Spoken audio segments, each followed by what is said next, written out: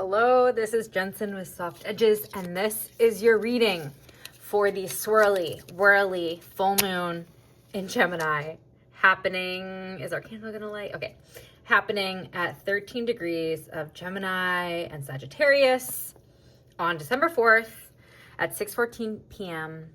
That's Eastern time. So let's get right into the reading.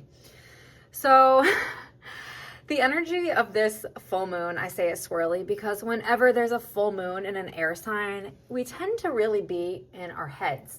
And Gemini, as a dabbler and wanting to cover tons of space in the shortest amount of time, means we might be exploring a lot of different things or want to explore a lot of different things, especially because this full moon is squaring the nodes. So past life karma, where we're heading in this lifetime. So there's some friction, some questions, some curiosity available to explore during this full moon. So during this full moon as well, there's a grand water trine happening between Mercury and Scorpio, Saturn and Neptune in Pisces, and Jupiter in Cancer. And what a grand water trine does in a chart is energy is flowing, which is meaning it's communicating well, they're working in harmony, they're working together. And also, I feel like a grand water trine in water signs, which is rules our emotions, can maybe bring up situations, emotional situations, and this will come up in the cards, I think. Actually, I know it comes up in the cards because I've already talked about this. So emotional situations could make themselves really available at this time, and it may be really easy for us to think about or over intellectualize this emotional situation that we might experience during this full moon. And yet, there is an invitation to practice a Gemini word and get curious about this, how you're feeling about this experience, or how is this relationship, is this emotion serving you or not? So I want to start this reading by talking about, I pulled on the grand water trine. I was curious about what energy, this flowing water, what do we need to know about it? And we got two archetype cards. We got the Fool and the Guide. So the Fool says jump right in, explore this energy. Or maybe you can just make a joke out of this emotional situation. And I do really think that this might be related to a relationship. And this could either be a romantic relationship, a business partnership, just someone, I am thinking it's a person, someone that you connect to really closely. And the Fool, the high vibration of the Fool says you can be really forward with your emotions, and I like that it says helping people laugh at absurdity and hypocrisy, where there might be an inclination to joke about your emotions instead of actually talking about how things are showing up for you. I'm also getting a sense, I remember seeing in the week ahead reading, the card related to fear. Oh, anger is just fear. And that's coming up for me here, where it says using humor to wound rather than to liberate, and denying our own emotional truth. I feel this is one way it could show up. I think a higher vibrational way that this grand water chime in this full moon chart could show up is to guide you towards truth, to guide you towards the next right step, because full moons are times of culmination. So where is the light being shown for us to see our inner wisdom, our own wisdom? This card gives me such both the Hermit energy and High Priestess, with the wisdom of the owl. There's a full moon in the back. So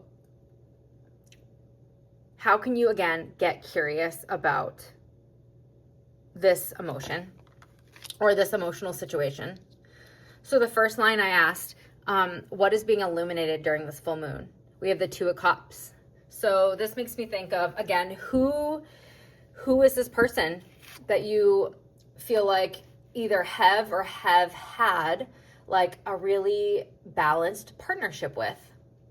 Two of Cups is like reciprocal relationship. They each have something to give. But there's something here around that this partnership that was once nourishing, a light that might be shining on it is like, it's not as healing as it once was. Like, we have the Star twice. So there's something around, like, just because it's not feeling totally imbalanced or healing now doesn't mean it doesn't have the potential to be healing. There's just something here related to relationships as being medicine and getting curious about what sort of medicine that you're consuming or using for healing. Like, is it a substance? Like, are you using a relationship to disassociate or like numb out in some area of your life?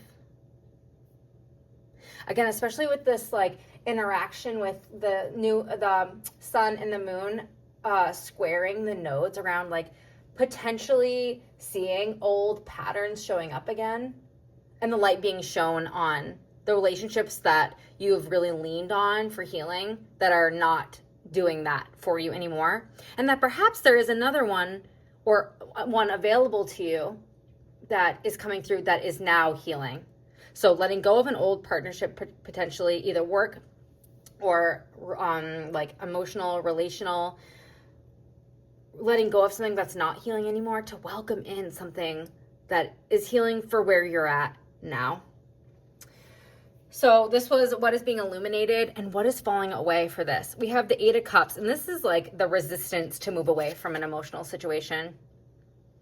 So there's the resistance for moving around for a situation. And also we have the 10 of Wands. 1, 2, 3, 4, 5, 6, 7, 8, 9. Excuse me, the 9 of Wands.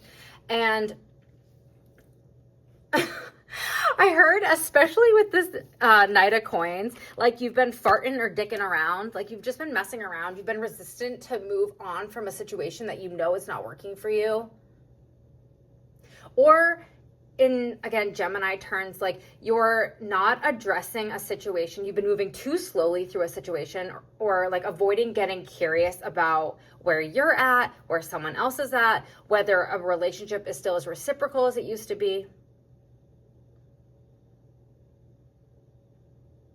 I'm seeing like the horse's mouth go down too, and like there's a slowness to the Knight of Coins, and it's showing us that what's being ready to let go is this just like this behavior, this farting around, this not taking things seriously. This is like the complete opposite of what Gemini wants. Gemini wants to really like move forward, but this Knight of Coins just like moving so slowly and perhaps resisting a change that is ready now at this time.